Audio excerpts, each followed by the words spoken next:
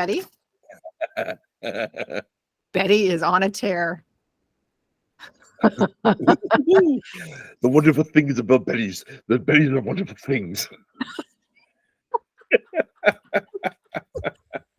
So speaking of today's topic, Uh-huh.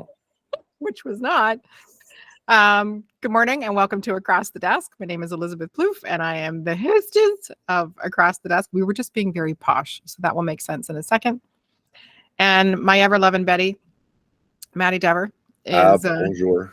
has only had 3 sips of coffee, so this can go a little squirrely. But we'll think positive. We'll think positive. And speaking of positive, oh, you just super glugged. Well done. No, actually, I got nothing. It was too hot, so my tongue went, nope. Nope, not today, Satan. The sweet nectar of Not coffee today, beans. Santa. I don't need any of your candy canes. Oh, dirty bird. Triggered somebody somewhere. That's not cool. Pondered upon. So speaking of pondering, so one of the reasons we're kind of jumping in. So normally our process is Betty and I have probably a 15-minute pre-con flab about just our day and what have you. However, both of us are running around like chickens with our ass on fire. So, oh yeah, little rabbit foo-foo all over the place. However, as Betty shared beforehand, what did it pondered upon? Pondered upon. I've been pondered upon.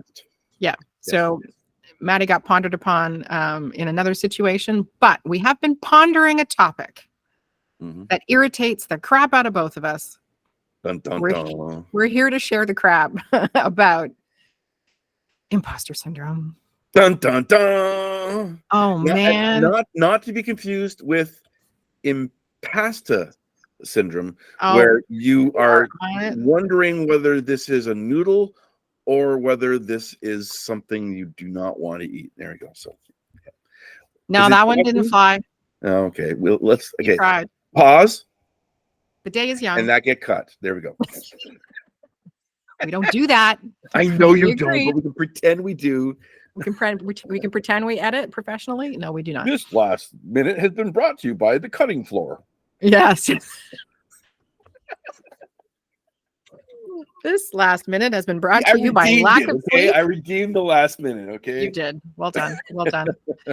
So a couple of months ago, or I shouldn't say that, a couple of years ago, 2013, I became an entrepreneur. And Maddie's been an entrepreneur longer than me.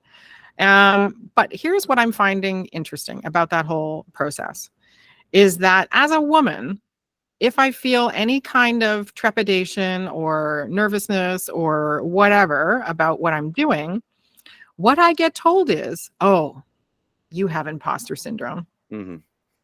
And there are going to be some F-bombs. Just, we're going to do a foul language warning because it fucking pisses me off. And I don't give a flying flock. The birds do, though. Flying flock, right. Mother flockers. So at the time, it was people who were, wiser than me telling me this. So I was like, oh, damn, I got some kind of fucking syndrome. Like, oh, damn, I must be sick or I really must not be here because imposter immediately triggered lying, right? Like you're a liar if you're an imposter. And like my top value in life is honesty. So anytime you tell me I'm lying, I'm like, yeah, this is like, I have a panic attack. So years and years go by, right? I've been an entrepreneur for over 10 years now, actually longer than that, but anyway. And I'm one of those weirdos who sort of has an idea and just goes ahead and does it, one of those. And of course that's because I'm doing something weird or new or that nobody else is doing, which has been most of my life. And of course that's going to trigger big feelings. Has anybody seen Mean Girls? Have you seen Mean Girls? Oh, have I seen Mean Girls? Yes. I mean, Lindsay Lohan was, thebomb.com. Right. Yeah. So that scene where they're in the gym and the young lady is up there and she's like, so I would like to go back when we were in public school and we all got along and butterflies and rainbows and whatever. And Tina Fey's like, do you even go here?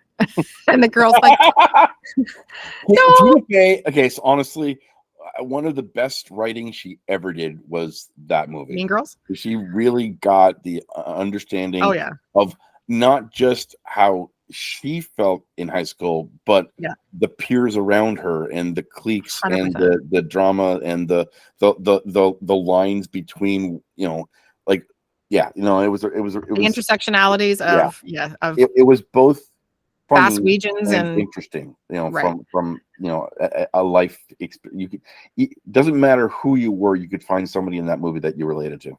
Oh, 100%.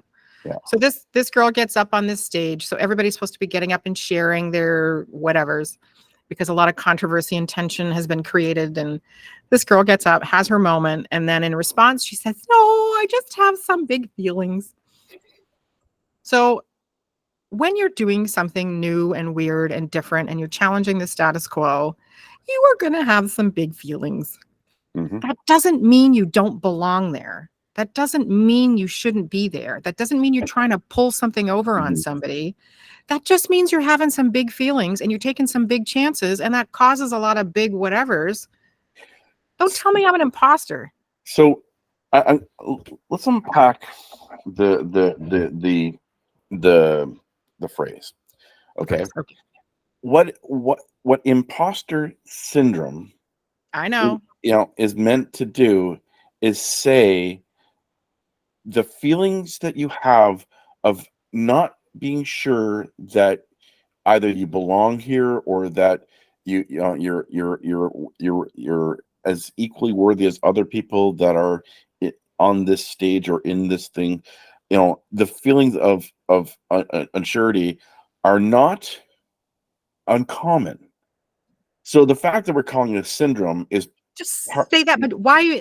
I'm sorry. It's the 80s, 90s need to psychobabble everything. Thank you. So here's the funny thing. It's like taking an idea behind something and throwing a label at it that sounds, psychoceutical, so somebody can go on the talk show things and talk about it. Yes. But the thing behind it, the feeling behind it, the feeling of like, how did I get here? Is this am I did I do this? Like, did I actually make this happen? Like, this is really cool, but should I?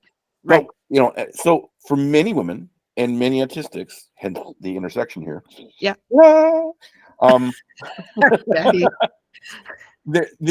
We have had many times where we may have been in the same situation and then the rug gets pulled out from under us.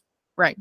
Which creates that, that cascading feeling of, like, if it's happened once, of unworthiness. Yes. And there's that hesitancy. So if all of a sudden after 7 or 8 times the rug, you've had Lucy pull the football away from you. Damn that Lucy. She's such a bitch. Then you're in a place and you're wondering, when is the football going to be pulled? It gets harder and harder to actually see, acknowledge, accept, and relish the success that you're experiencing that is from yourself. That was pretty. So I'm not in any way invalidating the feelings, right? What I find intriguing, I did a little social experiment. So here's 2 social experiments about this. So I live in Burlington. In a neighboring town of Hamilton, city of Hamilton, there is a store called Princess Auto. And quite frankly, it's got princess in the title. So huzzah, right? That should be a chick hangout. It is not. So Princess Auto specializes in hunting equipment, gardening equipment, tools, farming equipment. Like, it's a weird surplusy kind of situation. Right. So I go in there because I'd have to drop my son off in Hamilton. And I'm like, ooh, Princess Auto. There's fun stuff in there for me. But you would have thought, and this is how I wrote about it somewhere, that I had gone into like a Scooby-Doo hideout because it was all men, right? There was only women behind the counter. It's all men cruising the floor. Yes. This I is immediately the post that I commented on, said, I'm new. Right. So I immediately get side balls from people going like, what are you? Okay. Those balls. Got it. Eyeballs. Yeah. Gross. Nobody with their...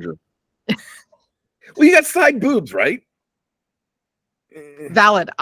No boobs were harmed in the making of this social experiment. So I'm walking around and I immediately spy a pair of extendable loppers. Well, I take care of the cedar hedges and other things in my house, and my husband keeps hiding my loppers. And I'm short. These are extendable. That's exciting. That's the first thing on my arm, right? Great big honkin' industrial. Did you name Pardon them? me? Did you name them Cindy? No, but I will now. Because girls just want to have fun. Exactly. And that was all I was there about. Then I found at the time. Right. I found some really great hooks that they were going to be great to hang up my garden tools, because my husband keeps putting my tools away by dumping them somewhere. And I'm like, all right, I need to organize some shit here. Then I just bought an air gun. I am not pro gun. Let's just be clear before anybody has a trigger moment. I do not agree with having guns in the household. I do not agree with owning firearms, like a bullet firearm. There's no need in our society to have a firearm in your house. Yep. In Canada anyway. Yep. Unless you're living in the Northwest Territories and bears are a thing. Yeah, or on a reserve. Something to that. If you're in danger of a bear eating your face, have a gun. Yeah, but you only have the right to bear arms, not human arms. Exactly. And not even in Canada. Not even in Canada. Thank God for that. Like, I live in Burlington. The chances of a bear eating my face are pretty small.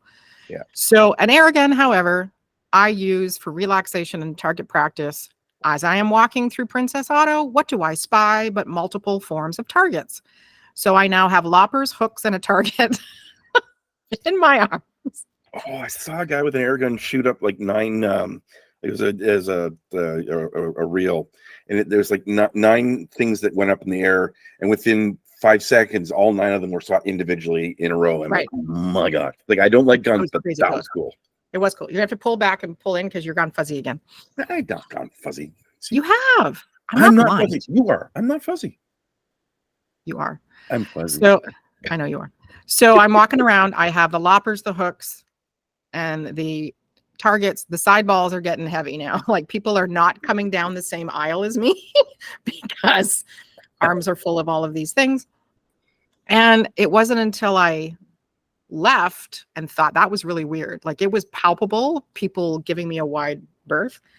That I'm like, oh, maybe like it's a little bit of the upset of the patriarchy. Like, how dare a woman come into Princess Auto and have these things, and what's she going to do with those? So I thought I might have scared them a little bit. That's fair. I did not feel like an imposter at this point. Then you had all the stuff. Damn straight I had the stuff. And I used my loppers, and it was great. So then this things keep popping up about imposter syndrome, and it just all within like a 48-hour period, there was somebody doing a Facebook or a LinkedIn Live about it, and then there was an article about it, and then I was like, what is going on? To me, imposter syndrome, and this is based on a video, and the lady's name is escaping me, but I'll try and share the link. And it's all based on this Victorian model of diagnosing women with a thing called bicycle face. Oh, yeah. Yeah. And basically, it was women asserting their independence. Once bicycles were made broadly available, there you are. And they were able to go to jobs. They were able to leave their families for a short period of time. And men did not like that at all. And I'm not being sexist or against men. I love my husband. I love my son. Nothing like that. But the fact remains, we still live in a patriarchal society, and there are powers that be that object to women, having any kind of indendependence. So much medical terminology. Like, let's meant to subjugate a group. Yeah, let's take apart the word hysteria. Right? Where does it come? Did you watch that movie?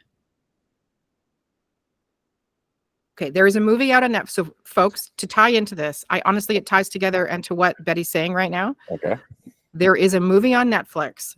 Hugh Dancy, Rupert Everett, and Maggie Gyllenhaal, and Jonathan somebody. Yeah, it is called Hysteria.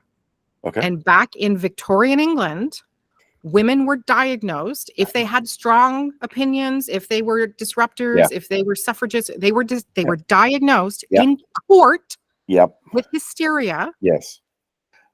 And could be remanded into a sanatorium and mandatorily sterilized. Yep. Guess what the treatment for hysteria was at the time? A hysterectomy. No, a hand job. Oh, that's right. But the term hysteria comes from there's a connection, and it's escaped me. So It'll help come me. back. Yeah, but a lot of the terminology that we have comes from the negative objectifying of women and Subjugating. pathologizing anything that women would do that would Upset the patriarchy. upset the patriarchy, take away the ownership and property of men, and it is this is one of the reasons why we need to move fully away from the medical model of disability, because so much terminology, so much pathologizing of things makes things worse. And the language is such a freaking barrier, and we end up with like all of the isms are you see them fully enmeshed in the language we use in the medical world, as well as the current the way many male doctors treat women, or people of color, or people with disabilities, is so infused by the ideology of the 18th and 1900s. Not like it in that's one area. There seem to be okay in talking down to women, talking over women, taking away the control of women over their own bodies. And we see this in the whole concept of abortion and reproductive rights. This is one area that men keep saying, no, but hey, medically, no, but hey, we still need find to me control a state. this. Find me a country that interferes with any kind of what's it called? Oh my God, I'm having a moment. Sorry. When you cut your balls. Castration. No, before that. Are you vasectomy. talking about Vasectomy? Oh, okay. I don't want to say it again because it's a bit creepy. But find me a country in the world. Measure twice, cut once. That regulates. That's true, though. That's very true, and I'll tell you why. Because a friend of mine ended up with a kid because of a botched vasectomy. Yeah. But find me a country that mandates or regulates men's reproductive and vasectomies, and either says no, you can't have it, or no, you can. And I have to tell you, folks, you can't have a baby without some sperm. Yeah, they're happening somewhere. Anyway, so in some countries, and Canada used to, we did when it came to people with disabilities, men and women. I know. So mandatory sterilization. We're getting a little off topic here, but anyway. We're talking about the pathologizing of behavior and feelings, right? And when it comes down to it, I mean, imposter syndrome is a it's a pathologization of a normal feeling and reaction, because it's not a real thing. It's not a DSM thing. It is a way to account for an experience in language that can make you feel like when you think you have it, then you can't sometimes get past it because you use that as a crutch, and it becomes it hobbles you more than it strengthens you to be able to go on. I love you so much right now, like you have no idea. I mean, you do, but so I did another social experiment with this, right? Okay. So I found an article from the Harvard Business Review, which I love and read quite frequently, and 75% of women executives said they feel that they have imposter syndrome. Now, first of all, if the term didn't exist, you wouldn't know you had it. You'd just be like, I'm doing some big shit right now, and I'm feeling a little scared about that. Yeah. 54% of male executives have never experienced any form of imposter syndrome or whatever, ever. So I was like, color me curious. So I happened to be walking by a colleague. I'm in a tech incubator in Burlington called Tech Place, and it's a lovely, diverse group, right? So a lot of different cultures are represented. LGBTQ is in here. Like, it's great. So I walk by Andrew's office, and he's an entrepreneur, and he's breaking new ground in geothermal heating of buildings and things like that. And I said, so Andrew, just, question. I'm like, have you ever felt imposter syndrome? I shit you not. He turns around, or like he's already turned around looking at me, and he looks at me ever so puzzled. What is that? I'm like, exactly. Yeah. So then my business partner, Jason, comes in. And Jason's fantastic in that he's very open-minded. He has a very low bullshit meter, which is great. And so we start talking about imposter syndrome. Now, at first, he's like, no, that's not what it means. Like it actually is, this is, and I'm like, okay, step away from the psychobabble bullshit for a second. Yeah. And it was him that said, imposter syndrome is a way for life coaches and personal coaches to pathologize and make money. Yep. Because you can't make money off of telling somebody, yep, it's normal to feel that way. It's an imposter label. It is an imposter label. Yeah. It's like there's several layers of what's the movie where you just not Deception, Inception? Inception. Thank you. It's like you sometimes people see a thing, they want to account for the thing, so they put a label on the thing. Then they assign people to the label, and then they have to help the people with the label to prove that the label exists on the person. And like there's a nugget of truth in all the things, but you really need to Rubik's Cube yourself to see the actual reality of things. I love that analogy, the Rubik's cubing of yourself. Oh, did I just tell Siri to say something? Yeah, Siri decided to find something on the web based on what I said. Newsy bitch. So, but so Jason and I got into a bit of a, and I got quite passionate about it. And by passionate, I mean loud, because I was like, no. You're at DEFCON 4, sir. Oh, I was like war games trying to launch the missiles, and there's going to be a no-win situation here. A lot of movie references today. Damn, we're on fire. So here's my challenge, is that this woman, and I'm sorry I don't have the name handy, but I will find the video, talked about how things like bicycle face and imposter syndrome have been designed to subjugate groups. Mm-hmm. Why can't we just acknowledge? So I've taken this, like I'm going DEFCON whatever, like next level. And I've actually contacted people to do an anti-imposter syndrome workshop. We got to get rid of this term. Mm-hmm. We have to get rid of this term, because not only does it subjugate people like me, who for the most part operate in the world in a, typical way, but then you have individuals who are already overcoming barriers that they've faced for most of their existence. They go out and try something new. They say they're anxious or they're whatever. And then we're adding another effing label on them. Yeah. Which further makes them feel like they shouldn't have a seat at the table. Yeah. Why? Like, why? We'd think we're doing them a favor. Yeah. But if you look up the definition of imposter, and I don't care if you add syndrome after it to make it better, because that was Jason's thing. Oh, well, it says syndrome. And I'm like, no. Look at imposter. The definition of imposter is intentionally engaging in deceit to commit a fraudulent act. Yeah. Adding syndrome doesn't change that. It is the way that people are making you feel. It's not about how you feel. So one of the things that I've said, I do a lot of talk, a lot of workshops and presentations on language and strength-based language.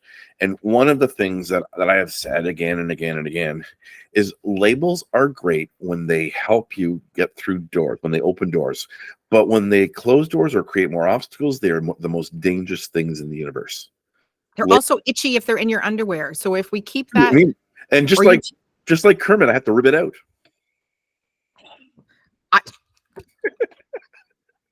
That's the one. That one was not great.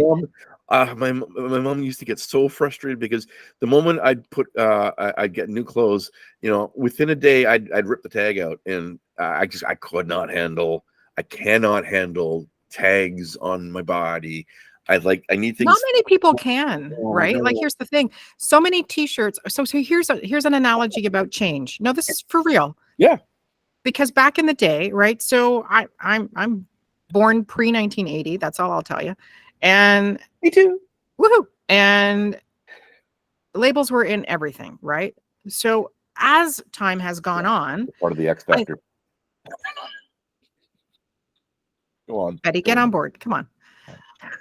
As time has gone on, I have noticed anyway that labels have gotten, especially in underwear. Who puts a label in underwear, by the way? Because so weird.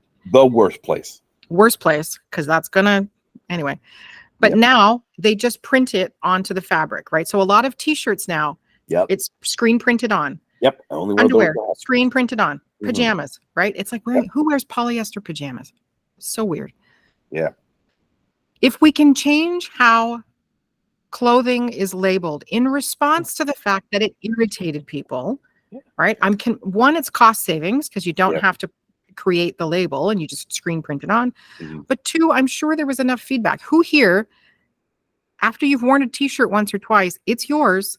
I cut the labels out. I've had friends come up to me in public places. Can you find a pair of scissors?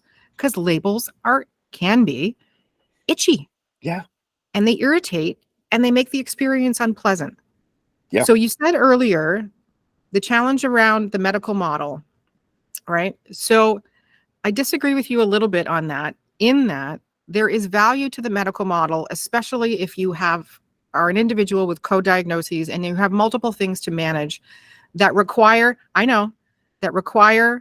pharmaceutical support or we're not talking about medical meaning medicine. We're talking about medical model in terms of language. Yes, and like you are broken, you need to be fixed, cured. It's the language that's shaming language, though. That's shaming language. Yeah, but that's the medical model. Whereas the social model of disability is where there are barriers, and some are things that are inside of you, but you're not the problem. Society, the barriers around you are the really limiting, disabling things. When those are accommodated, when those are supported, when those are guided, when those are and that can be using with medicine to do that. Yeah, you are able to do more things. Those things are ameliorated instead of you being ameliorated. That it's flipping the concept of who is the problem, right? You or society or the thing outside of you, right? One of the things I'm now realizing, it doesn't take it. Some people think but if you're sick, you need to get well, but the difference is you're not the problem, right? That's okay. Like the medicine is the lack of medicine is the barrier. The medicine is the thing that then can support you.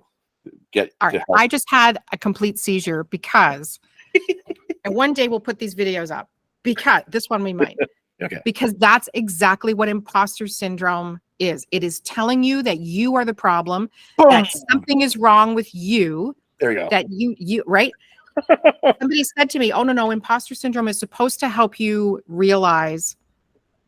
What the hell did they say? It was weird. I was going to say dumb, but it was weird. Basically, it's to give you permission to feel how you feel, and to know. And I was like, then just say it's okay. Just say it's okay to have anxiety or be scared or what's wrong with you. It's okay to not be okay. It's okay to have big feelings. Yeah, that it's the bigger ideas are what needs to get unleashed, not the things that limit you. You are so profound. Every damn time. It pisses me off. But that's it. To me, imposter syndrome creates limits. And every time I talk to you, it also creates an insight for me for the process with my son, right? So if you have never listened before, my son is autistic, ADHD, and dyslexic. And my lovely Betty is also autistic, non-binary, in a wheelchair. So there's intersectionalities all over the place. And what I fought against for my son was them putting imposter syndrome on him. Light bulb, because it was always, if he had an anxious reaction to something, because it was a new thing they want. So, and it's in anytime, I wonder now, anytime they reacted with fear and constraints about him doing something new, whereas I Yeah. was, hell yeah, like, go do it. Good for you, buddy. Yeah. Yeah. The administration that I was dealing with, whether it was an organization or school or whatever, saw imposter syndrome where it didn't exist. Yeah. It's just, no, he's trying something new, and that creates big feelings. So imposter syndrome is something that if nobody ever told you about imposter syndrome, you would never experience it. You know what's the crazy thing? Other conditions are you are experiencing them, and something's telling you that you're experiencing them, and somebody can then say yes. But this is something that if no one ever told you, you would never experience it. You would just use the names of the feelings. Yep. And somebody would just go, yeah, me too. Somebody's put a big blanket over your feelings. Crazy thing, by the way, hard fact, 2 women came up with imposter syndrome. Yeah, well, it's frightening. Well, the thing is, when you're trying to find a way to over explain something, you're going to use terminology that you're learned. And the 60s and 70s led to people in the people who were trained in the 60s and the 70s began practicing things in the 80s and 90s that were, I would call them the 2 decades of psychobabble. Things are very 100%. different in the last 2 decades than they were in those 100%. But there's so many fad ideas, and there's a lot of good research came out of it too. I'm not dismissing everything, but there's a lot of things that are with very poor or no actual scientific evidence got put across the masses and became a thing. And people, you have to understand, there's before this period of time, people weren't allowed to have wild feelings or things in many areas, but they were starting to experience them and trying to branch out. So instead of the patriarchy saying, "Well, back to their kitchen," it's these folks you have hysteria. You know what? Let's hold this back. Let's put you like this. It's like, don't feel too much, and these aren't actually feelings that are real. These are feelings that are they're troublesome, right? So like, hold back. And they come from your uterus. This was the crazy thing about hysteria, is that at the end of the movie, I highly recommend, if you're interested, is to go watch this. It is really good. I was a little hesitant at first, but then when I got through it, I would watch it again. And so towards the end, Maggie Gyllenhaal's character ends up punching out a cop because she's trying to run a transition house, right? So support for people who are in a part of London that are struggling. Her father does not agree because he's like a high-end psychologist and he's constantly trying to shut her down. Mm-hmm. So she gets labeled as difficult and this and this and this. And when they go to trial, because she punches out a cop who manhandles one of her staff, good for her, I say. I never endorse punching out policemen, but when one of your friends is getting attacked, step in somehow. The guy goes through the criteria to be diagnosed with hysteria, and it was about having big ideas and, being unstable and all of this other crap. Exactly. I would have been lobotomized years ago. So she fights back, and then Hugh Dancy's character is brought in to confirm that she does indeed have hysteria. Now, we'll go back to what I said earlier, and I wasn't trying to be crass. Literally, the diagnosis and the treatment was to give women, a doctor to give women orgasms. Mm-hmm. This is where the vibrator got invented because to cure them from this. This doctor got carpal tunnel syndrome from being so popular at his job. I kid you not. I kid you not. So he was hands above the rest. He was hands and knees and heads and toes. And this is what precipitated the invention of the vibrator. But the criteria to be diagnosed with hysteria was being labeled difficult because you didn't follow along with the social norms of being quiet and staying at home and doing what your father said and following the path, right? So the other daughter follows the path, does what her father suggests for her, and so she's fine. Or is But she? the socially conscious, socially innovated daughter who doesn't give a shit and wants to help people no matter what. Yeah. She's like this far from getting sentenced to the sanatorium and a mandatory hysterectomy because maybe the two prefixes make it the same thing. I don't know. Well, it is based Um, on that. It is based in the same root, because it's but that's why the hysteria, the cure for hysteria or the treatment was a hysterectomy. because it's your uterus that's causing you. Yeah. I mean, my uterus causes me issues, but that's not one of them. And by the way, the uterus does not secrete really any kind of hormone or chemical. If you're going to do that, then, it's the ovaries you need to take. That's another story. So the doctor comes in and he basically says, you know what? After doing this for a little while, he's like, hysteria is a bunch of bunk. He said, these are just bored women whose husbands, don't do their job right. They need something to do. And stop keeping them, let these brave, smart, intelligent, socially conscious women do what they need to do. And then you won't have hysteria anymore. Yeah. And that was the end of that and the invention of the vibrator. Imposter syndrome. Stop using language as a barrier to keep people from being at the table and syndromizing or medicalizing normal feelings to doing big, scary things. If you are autistic and social situations give you anxiety, that is valid. Mm-hmm. When you step out of that and you decide to attend a social event, or you decide, even if going to the mall is rough for you, I don't like the mall myself. I'm not saying that in a trivial, demeaning way. Mm-hmm. I find the mall overwhelming sometimes, just because, especially like on a Saturday. Or on Christmas. Oh, I know. Like the plague, I avoid that. I will go in, get what I need to get, and get out. If you take the step, the very brave step, to overcome that social anxiety and that barrier, and you have some big feelings around that, you are not an imposter for trying that.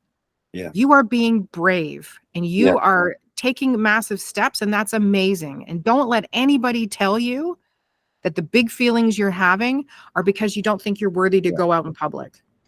And when I said at the beginning, like how a lot of autistics, the whole Lucy holding the football and it keeps getting, pulled away, and so we feel hesitant about when we're looking like we're getting success, we're getting recognition again.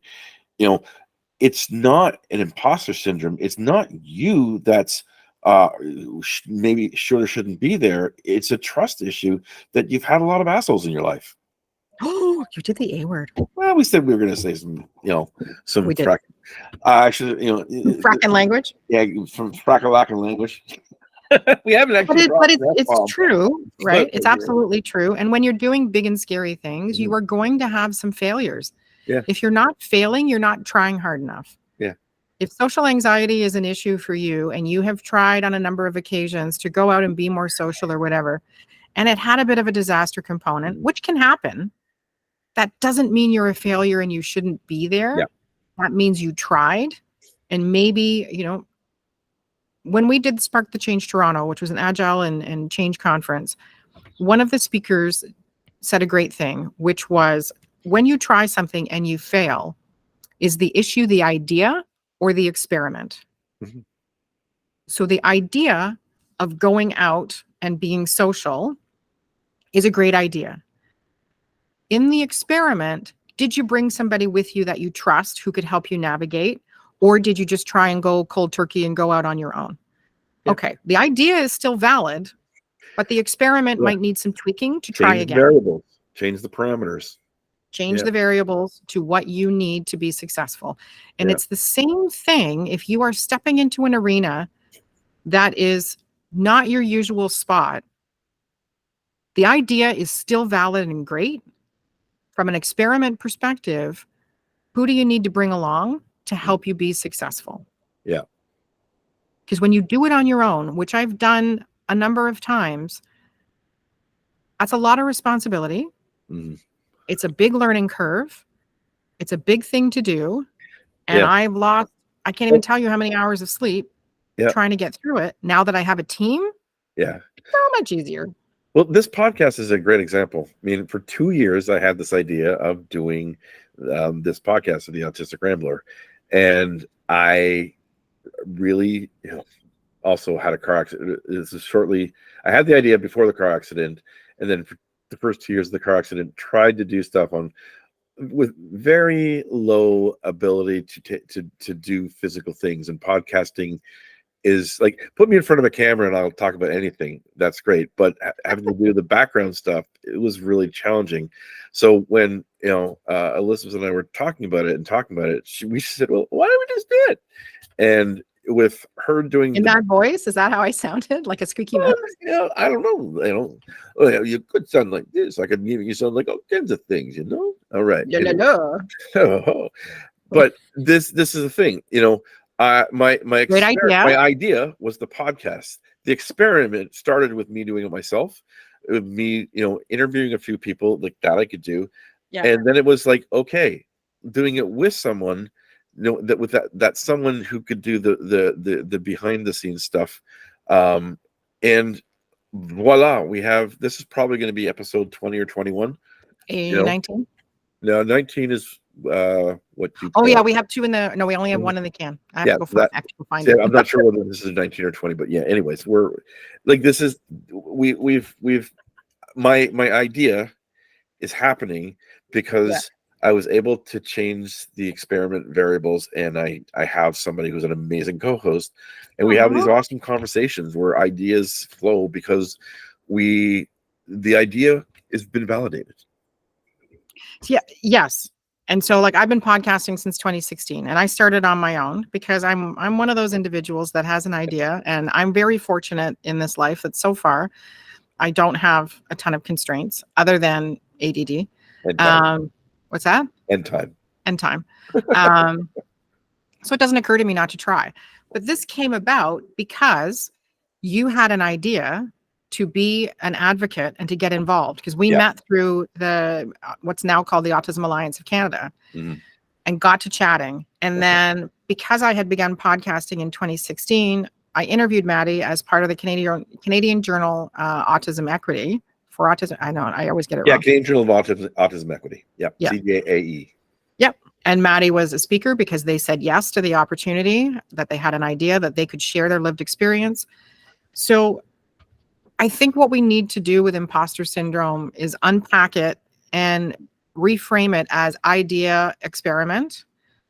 And you have an idea to start a business, to take a chance, to, like, I'm in conversations right now with a major funder to develop and deliver a small tool skills training program as part of that funder. It would be mid-career professionals trying to transition into a new role. For us, it would be specific to trades and advanced manufacturing.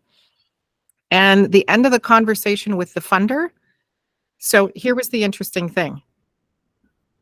Other people submitted ideas. So what they do as part of this funding model, and it ties into this, I promise, is they will only fund a certain amount of the same idea, right? Which makes sense. They won't keep infinitely, so his example was cybersecurity. So that is saturated, right? Everybody had the same idea and submitted the proposals because cybersecurity apparently is fantastic. And he has said, we will no longer fund, and we have saturated that market, right? Part of that conversation was because our funding ask needs to move into the next round because we won't have the space that we need in time for this round. And he said, I have to tell you, yours is a very unique idea. Nobody else has submitted an idea like yours. So the chances of you being successful and having access to funding are quite high. Yeah. Because I had an idea. We've been percolating on it for 2 years. We've been experimenting with it and validating it in different ways. Pushing the edges, seeing does it go forward? Does it snap back? Yeah. And that is the exact same as when you take a chance. That's all imposter syndrome is about taking a chance and doing something new. And allowing yourself to feel the big feels. I mean, as humans, we are emotional people. Don't buy into the lie that some are logical and some are emotional, because it's dismissive to both. Dang, you're wise. It is true. Nobody is ever fully left brain, fully right brain. Nobody is ever a fully emotional Well, creature. a little bit of Spock. I love Spock. Yeah, I love Spock too. Like live long and prosper. Hell's yes. Exactly. Oh. Love him. So this is why it enrages me so much. And I will use the word enrage. This whole syndromizing of taking chances then keeps people from taking chances. Yeah. Keeps them from getting involved as powerful advocates like Maddie is. Keeps them from opening new businesses that can help others. Keeps them from submitting ideas because it feels big and scary and nobody else is doing it. It hides the glass ceiling from the women and autistics who are holding some stones.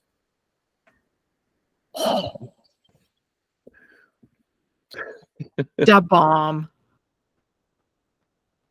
That was one of the reasons I got out of, so I used to be in medical office management, which is a fancy way of saying I was a medical secretary, but I hated that title. And that was one of the reasons I got out of it, because after I took the 2-year full-time program, did the job for 11 years in a wide variety, I got up to like the top level of what you could do in that career pretty quickly.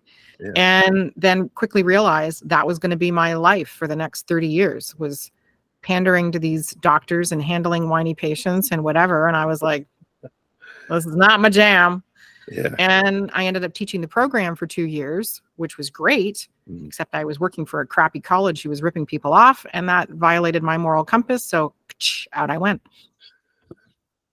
But it didn't occur to me not to apply for the teaching position.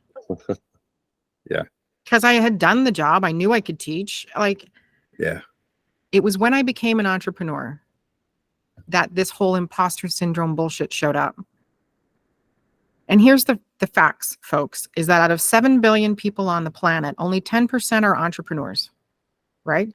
Please don't ask me to do the math. What's that? 7 million people? Yeah. Okay. No, that would be 70 million. 70 million people. Okay. Yeah. Out of that, 2% of 70 million are women. Okay. Please don't ask me to do the math. Basically, they can fit on the Titanic. So less than 2% of that, and this is validated stats, are technology founders, which is what I am. Yeah, they're the ones in the wheelhouse. Yeah.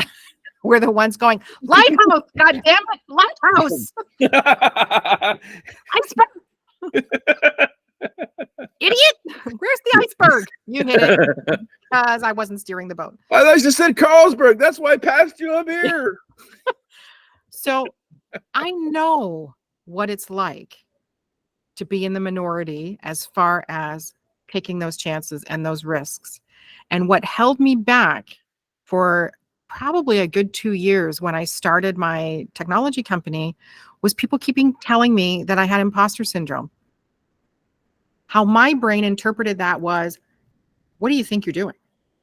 Yeah. Like, you have no right to be stepping into this arena. It is a form of gaslighting. Believe a reality that it doesn't actually exist. It's just big feelings. Yeah. It's just big feelings. And I think we need to get away from these life coaches and other people that want to make money off of telling people they have this. Yeah. Because I am convinced that that's how this has been perpetuated. I don't think the women who invented the term ever, it's sort of like the godfather of AI. He never figured that it was going to end up potentially taking over the world and Space Odyssey would become a reality. Yeah. I don't think they ever anticipated it becoming a medicalized, labelized model. Yeah. It was, these women don't feel like they belong and they feel like they're an imposter. The truth is there. The application of a label and then the whole industry that fell behind of it is the problem. Exactly. This is the issue with all the pseudo terminology as well as medical terminology. They're all based on nuggets of truth, but they're reframing something on you instead of for you. 100% agree. And as you said that, the pseudo terminology is exactly right. And when you have somebody who's vulnerable, who is having the big feels, they are going to grasp onto something that either makes them feel like they're part of a group also experiencing this imposter syndrome, or they are somebody who finds comfort in a label to understand what they're feeling, versus just saying, lots of other people have these big feelings. There's your tribe. And what you're feeling is some anxiety and trepidation and whatever, which is normal. Just say that. Exactly. Just say that. You don't need to create new words when the words we have are sufficient. Don't, you know, there's a Don't bunch add of shame. there's a bunch of little small sayings that I have that I find are enough. You are enough is one. Yeah. You know, it's okay to not be okay. It's okay to say I don't know. Yep. It's okay to have big feels. These and labels are only helpful when they help you, but we really need to look at, you know, supporting the needs and not labels. Labels can be destructive. And we go back to the itchy underwear, you know, like if you have to write your name in your underwear on the label, I mean, there's other issues afoot because you should know whose underwear you're wearing. I'm going to continue to fight this imposter syndrome label until the day I die. Yeah. Because I don't ever want anybody to feel that just because you're taking a chance, you shouldn't be at the table. Just because you're being brave. Yeah, this is definitely one we should put out in video, and even sort of take the transcript and see if we can, you know, flop an article around this, because this is a real important topic, and I think that what we've unpacked today is something that really holds us back because it's designed to. Yeah. 100% agree. And that's what aggravates me more than anything, is that when my son was going through public school and high school, there were enough asshats getting in the way and trying to hold him back and trying to use the labels to keep him in the slot and box that they thought he belonged in. Yep. And part of my language, I was like, fuck your box. Like, do not under any circumstances tell my son that something is out of reach. Exactly. Because if he's willing to apply himself and take the chance, and be brave about it, he knows that his mom and dad have got his back and believe in him. And you are not. What is that? Another movie reference, A League of Their Own, where they go to, it's Madonna. Yep. Somebody and she Rosie says, O'Donnell, Gina Davis, and a bunch. Yeah, but it's a scene there, and she's like, "You just go back to Mr. Candyman and tell him nobody's shutting me down." Yeah, nobody's shutting me down. Nobody's shutting me down or shutting me down, and this is why I'm passionate about it. Yeah.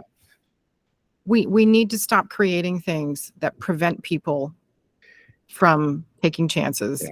And I know I've said this 600 times, but it's really come on. There's enough shit going on in the world. If you're hearing this right now and you've been feeling that this label has been applied to you, well, right now, take it and rip it off like a Band-Aid that's been on too long. You don't need the Band-Aid anymore. One of the Genji ones that's at the edge. Yeah. That's been, you went in the pool and it's and you're going to find that you've healed. That you what? Sorry? You've healed. It was holding the Band-Aid was there, even though the wound isn't there. Oh, that's like the 7th smart thing today. You're on a roll in between the puns that didn't fly and the wise words. One pun didn't fly. Only one. 2. At least 2. All right, sure. We tried hard on some of them. But that is absolutely, I think it's also the anticipation creates the anxiety and the stories we tell ourselves and everything else. But what we need is for people who are in positions of, I'll say, power to support individuals who are struggling with being brave. Influence. Pardon me? Positions of influence. Influence. I like that. Yeah. If you're in a position of influence and somebody's coming to you and says, I want to take this chance. I want to do this big, brave thing, but this is how I'm feeling. Just say, you know what? You have every right to feel that way. There's nothing wrong with that. The difference or the challenge is when you let it stop you. How can I help you? Like, okay, here's your idea. That is a great idea. What experiment do we set up to safely move you forward so that you will take the chance and be brave? I'm not telling you might not fail. Yeah. If you go through this life and you haven't failed, you're not trying enough stuff. Yeah.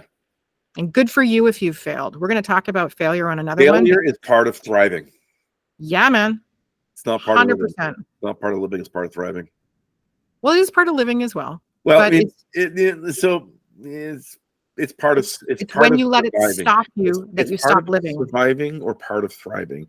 When you're failing and having no support, you're going to be in surviving. But when you're given the opportunity to learn from the failures, you are on the path of thriving, because moving past a failure, failures happen. What you do with it is what can change your life. And I said that to my son. He was going through his first college experiment, and we set it up specifically to be a low failure impact, in that it built on his desire to be creative and artistic. It was a 1 year, like $5,000 valid certificate from Sheridan. And he was really struggling with the English component because he's dyslexic and he's, executive function deficits. And he was on a real tear about how failure was making him feel. And the summary of the conversation I had with him was, 1, imagine going through life and never feeling like you feel right now. And his immediate response was, that would be great. I said, no, Thomas, that's not great. There are people that go through their entire life sitting in their little puddle, never trying anything, and they will die in the puddle that they were born in. I said, you can change how many times you can fail. You can change why you failed. If you fail over and over again for the same reason, well, that's dumb. Like, come on now. You need to change the experiment. You gotta change the variables. Otherwise you're gonna get the same outcome. Result. And then you can change how you feel about failure.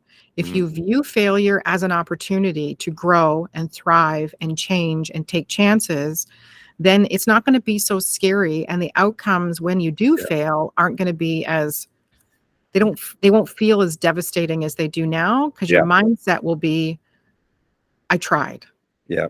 I think the saddest people in the world, and the people that really have that are unhappy in spite of what they have, are people whose focus is on winning everything.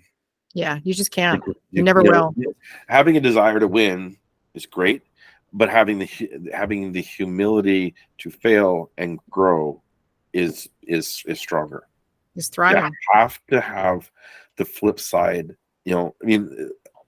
I love in Inside Out the concept of having multiple emotions at the same time. Yep. Winning and losing are the same side of are different sides of the same coin. But if you always won, you would lose drive. Yep. Yep. If you always lost, you would lose hope. It's the combination of growing. Progress happens at a different pace for different people, but the ups and downs are the reality of life. Our heartbeats go up and down. If it didn't, we'd be dead dumb. We have to go. I have an 11:30. It's now 11:33. All I'm right. going to be in trouble. But once again, the wise words of the autistic rambler, Betty Maddie Dever. And I just appreciate your brain so much. And I appreciate the vulnerability and the bravery, because you share from personal lived experience. I think we both do, but you got different lenses, right? And I love that we shared this idea, and I love that we experiment every time and come out with cool stuff. I think in the 19 or 20 podcasts we've done, we've had one semi dud, and that's because we just both weren't jiving that day. Yeah. It's going to happen, but there were still lessons learned. And we'll just continue to experiment on our idea. Yeah. This has been a great conversation as always. And wouldn't it suck if I forgot to press record? It would. I didn't. It'd be like, oh yeah, all that wisdom lost. But yeah, we have to scoot. And we got a hard rabbit foo-foo on this one. So thank you for joining us, everybody. We really appreciate it. We're going to put some links into that original bicycle face video. And, you know, like many wise people before us, be brave. Mm-hmm. And be okay with the big feelings. And don't let anybody tell you that you shouldn't be there. Ever. Yeah. You're there. If you're there for any reason, you're there for a reason. Number 8. Goddamn. You are just, we're going to have to put up like a quote page just for Maddie. Thanks, everybody. That'll be great for my book. So, yeah. Oh, okay. That's the next one. All right. Okay. Thanks, everybody. We really appreciate your time. We hope you come back to listen soon. I cannot even begin to tell you what the next topic's going to be because who knows what's going to happen between now and Friday. Exactly. So you'll be surprised just as much as we are every time. So thank you so much. We'll talk to you soon. Bye-bye. Bye-bye.